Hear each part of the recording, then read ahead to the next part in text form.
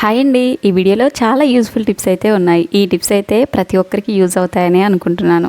So ఇంకా video చూసిన ప్రతి ఒక్కరు కూడా లైక్ చేసి సబ్స్క్రైబ్ చేయడం మాత్రం మర్చిపోకండి. మీరు లైక్ చేసి సబ్స్క్రైబ్ చేయడం వల్ల ఇంకొంతమందికి ఈ వీడియో అనేది రీచ్ అవుతుంది. వాళ్ళ డైలీ లైఫ్లో కూడా ఇలాంటి మంచి మంచి టిప్స్ అనేది వాడుకుంటారు. మన ఫస్ట్ టిప్ వచ్చేసరికి మనం ఇంట్లో చాలామంది ఇళ్ళలో రెగ్యులర్గా బాదంని అయితే తింటూ ఉంటారు. ఈ బాదంని ఏంటి అంటే ఓవర్ నైట్ అంటే నైట్ అంతా నానబెట్టి మార్నింగ్ లేచిన తర్వాత తింటారు. కొన్నిసార్లు మనం నైట్ నానబెట్టడం మర్చిపోయాము అనుకోండి, మనకి ఇన్స్టెంట్గా బాదం నానిపోవాలి అంటే కొన్ని బాదం తీసుకొని అందులో కొంచెం గోరువెచ్చని వాటర్ పోసి ఒక 30 మినిట్స్ అలానే వదిలేసాము అనుకోండి, మనకి బాదం అనేది తొందరగా నానిపోతుంది. దానిపైన ఉన్న పొట్టు కూడా తొందరగా వచ్చేస్తుంది. మనం నైట్ అంతా నానబెడితే ఎలానైతే ఉంటాయో సేమ్ అలానే మనం హాట్ వాటర్ పోయడం వల్ల తొందరగా నానిపోతాయి, పొట్టు తొందరగా వస్తుంది, టేస్ట్ కూడా బాగుంటుంది. మనం ఎప్పుడైనా ఇన్స్టెంట్గా కావాలి అనుకున్నప్పుడు ఇలానైతే చేయొచ్చు. మన నెక్స్ట్ టిప్ వచ్చేసరికి కామన్గా ఎగ్స్ అయితే ప్రతి ఒక్కరి ఇంట్లో తింటారు. మనం తీసుకొచ్చిన తర్వాత సమ్మర్లో అవి తొందరగా పాడైపోతాయి. నార్మల్గా చాలామంది ఫ్రిడ్జ్లో పెడతారు. ఫ్రిడ్జ్లోనైతే ఎగ్స్ని పెట్టకూడదు. నార్మల్గా మనం బయట పెట్టామనుకోండి 3 or 4 డేస్లోనే పాడైపోతాయి. ఈ చిన్న టిప్ అయితే ఫాలో అవ్వండి. మినిమం 15 to 20 డేస్ వరకు ఎగ్స్ అయితే పాడవు. ఏదైనా ఒక బాక్స్లో కొన్ని రైస్ తీసుకొని ఆ రైస్ పైన ఇలా ఎగ్స్ని కనుక పెట్టి గట్టిగా మూత పెట్టాము అనుకోండి, మనకి చాలా డేస్ వరకు ఎగ్స్ అయితే ఫ్రెష్గా ఉంటాయి, అంటే తొందరగా పాడవకుండా ఉంటాయి.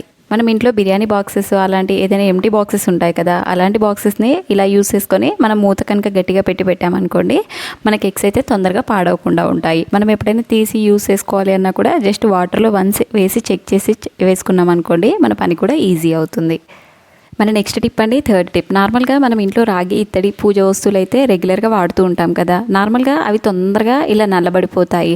సో అలా నల్లబడిపోయినప్పుడు వాటిని ఈజీగా ఎలా క్లీన్ చేసుకోవాలో మీకు ఈ వీడియోలోనైతే చూపిస్తాను. నార్మల్గా మనం ఇంట్లో మార్కెట్లో అవైలబుల్గా ఉంటుంది పీతాంబరి పౌడర్. జస్ట్ ఇది ప్యాక్ వచ్చేసరికి 10 రూపీస్ ఉంటుంది. పీతాంబరి పౌడర్లో కొంచెం విమ్ లిక్విడ్, ఈ రెండింటిని యాడ్ చేసుకొని ఒక పేస్ట్ లాగా చేసుకోవాలి. దీనిని మనకి ఇత్తడి రాగి వస్తువులు ఉంటాయి కదా, జస్ట్ దానికి అప్లై చేసిన వెంటనే అవి ఇమీడియట్గా కలర్ అనేది చేంజ్ అయిపోతాయి.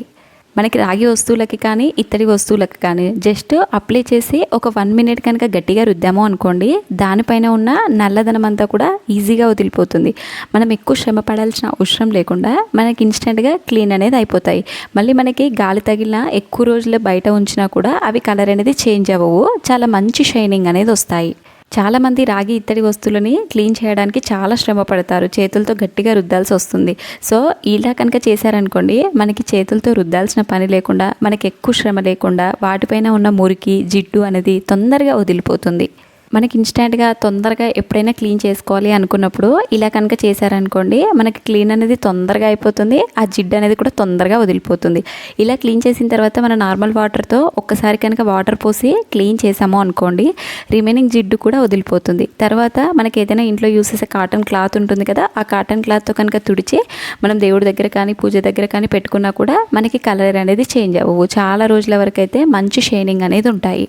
మీకు వీడియోలోనే కనిపిస్తుంది క్లియర్గా వేరియన్స్ అనేది. నార్మల్గా మనం క్లీన్ చేసింది క్లీన్ చేయంది అయితే కనిపిస్తుంది. జస్ట్ మనం అందులో అప్లై చేసిన వెంటనే అది కలర్ అనేది చేంజ్ అయిపోతుంది. వన్స్ మనం వాటర్తో క్లీన్ చేసామనుకోండి, చాలా మంచిగా మెరుస్తాయి. చాలామంది డిఫరెంట్ మెథడ్స్లో చేస్తారు, బట్ అన్నిటికంటే ఈ టిప్ అయితే చాలా బాగా వర్కౌట్ అవుతుంది. అంటే మనం ఎక్కువ శ్రమ పడాల్సి ఎక్కువ రుద్దాల్సిన అవసరం లేకుండా చాలా క్విక్గా చాలా తొందరగా రిజల్ట్ అనేది ఉంటుంది.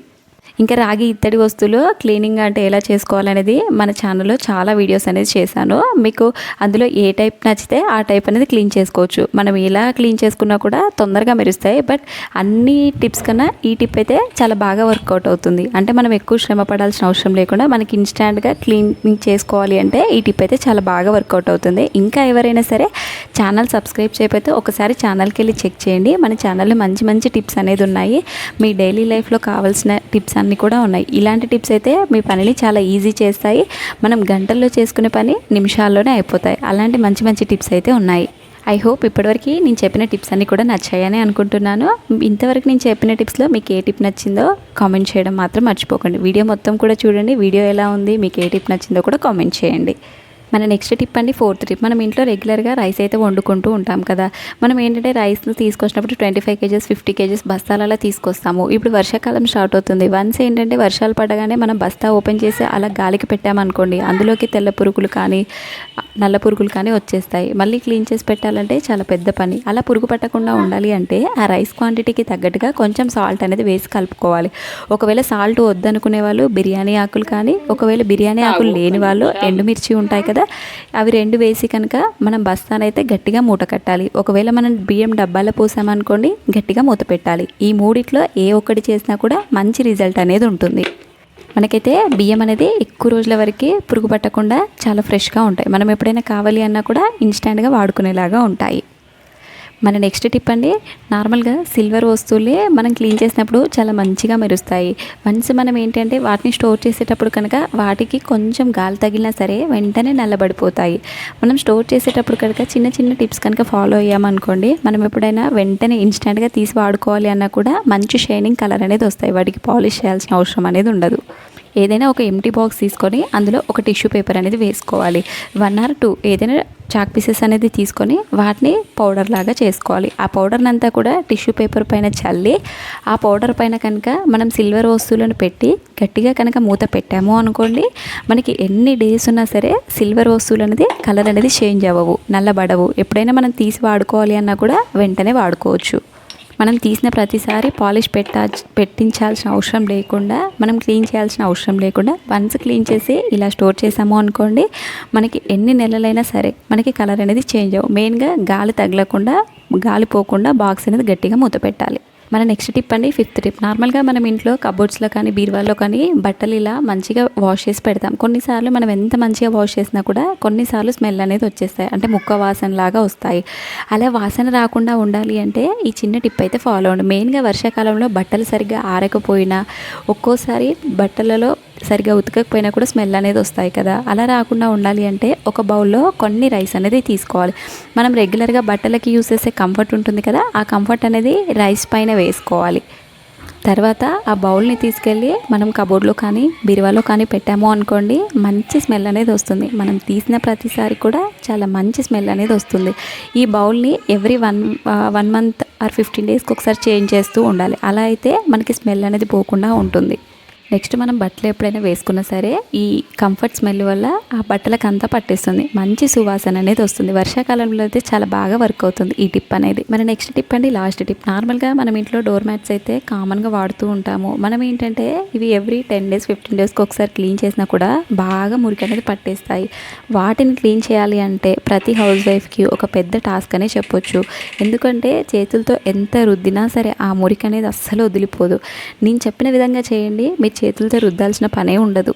ఒక టబ్లో వాటర్ తీసుకోండి. వాటర్లో కొంచెం బేకింగ్ సోడా, ఒక స్పూన్ వరకు సర్ఫ్ అనేది వేసుకోవాలి. తర్వాత మన ఫ్లోర్ క్లీనర్ ఉంటుంది కదా, మనం ఏదైనా సరే మేమైతే యూస్ చేసే ఫ్లోర్ క్లీనర్ని ఒక మూత వరకు అయితే వేసుకుంటున్నాను. తర్వాత ఈ మూడింటిని బాగా మిక్స్ చేసుకోవాలి. అంటే మనం హ్యాండ్తో కనుక జగ్గు పెట్టి కనుక మిక్స్ చేసుకున్నాం అనుకోండి, చాలా మంచిగా మిక్స్ అవుతుంది. తర్వాత ఆ మ్యాట్స్ అన్ని తీసుకెళ్ళి ఆ వాటర్లో ఒక 10 to 15 minutes అనేది మొత్తం కూడా నాననివ్వాలి. మనం ఒక 10 to 15 minutes కనుక నానపెట్టాము అనుకోండి, అందులో ఉండే జిడ్డు మురికి అంతా కూడా ఈ వాటర్లోనే వదిలిపోతుంది. సో ఇంకా మనం చేతులతో రుద్దాల్సిన పనే ఉండదు. డైరెక్ట్గా వాటర్లో ముంచి ఒక 15 minutes అలానే వదిలేయండి. మీకు 15 minutes తర్వాత కూడా నేను వీడియో చేశాను, మీకు క్లియర్గా ఆ మురికి అంతా కూడా టబ్లో పైకి వచ్చేస్తుంది. మనం బ్రష్తో రుద్దాల్సిన పని లేకుండా, మనం డిఫరెంట్ క్లీనర్స్, నార్మల్గా పౌడర్స్, లిక్విడ్స్ వాడాల్సిన అవసరం లేకుండా జస్ట్ ఈ మూడింటితోనే మనకి మంచిగా క్లీన్ అయిపోతాయి. మెయిన్గా ఇందులో ఫ్లోర్ క్లీనర్ అనేది కలిపాం కదా, ఆ ఫ్లోర్ క్లీనర్ వల్ల మనకి అందులో ఉండే జిడ్డు అనేది తొందరగా వదిలిపోతుంది. సో మీకు వీడియోలో క్లియర్గా కనిపిస్తుంది కదా, ఆ మురికంతా కూడా పైకి వచ్చేస్తుంది. నెక్స్ట్ వాటిని అన్నిటిని తీసి బయటేసి నార్మల్గా మళ్ళీ ఇంకొకసారి టబ్లో ఫ్రెష్ వాటర్ ఫిల్ చేసి ఒక్కసారి వాటర్లో ముంచి తీసాము అనుకోండి, రిమైనింగ్ మురికి జిడ్డు అంతా కూడా వదిలిపోతుంది. సో మనం ఎక్కువ సార్లు వాటర్లో జాడించాల్సిన అవసరం లేకుండా జస్ట్ 1 timeతోనే మనకి మురికంతా వదిలిపోతుంది. ఈ టిప్ అయితే చాలా బాగా వర్క్ అవుతుంది, తప్పకుండా ట్రై చేయండి. ఎండలో ఆరిపోయిన తర్వాత అవి మంచి స్మెల్ వస్తాయి, అలాగే చాలా తెల్లగా అవుతాయి. సో మనం ఎవ్రీ 15 days 1 monthకి ఒకసారి ఇలా క్లీన్ చేసుకుంటే మ్యాట్స్ అనేది చాలా నీట్గా ఉంటాయి. ఐ హోప్ మీకు టిప్స్ అన్నీ కూడా నచ్చాయని అనుకుంటున్నాను. మీకు ఇందులో ఏ టిప్ నచ్చిందో కామెంట్ చేయడం మాత్రం మర్చిపోకండి. మీకు దేనికి రిలేటెడ్ టిప్స్ కావాలో కూడా కామెంట్ చేయండి. నెక్స్ట్ వీడియోస్లో చేయడానికైతే ట్రై చేస్తాను. ఇంకా ఎవరైనా ఛానల్ సబ్స్క్రైబ్ చేయకపోతే ఒక్కసారి ఛానల్కి వెళ్ళి చెక్ చేసి మీకు వీడియోస్ కనుక నచ్చితే, టిప్స్ కనుక నచ్చితే సబ్స్క్రైబ్ చేసి, లైక్ చేసి సపోర్ట్ చేయడం మాత్రం మర్చిపోకండి. Thanks for watching.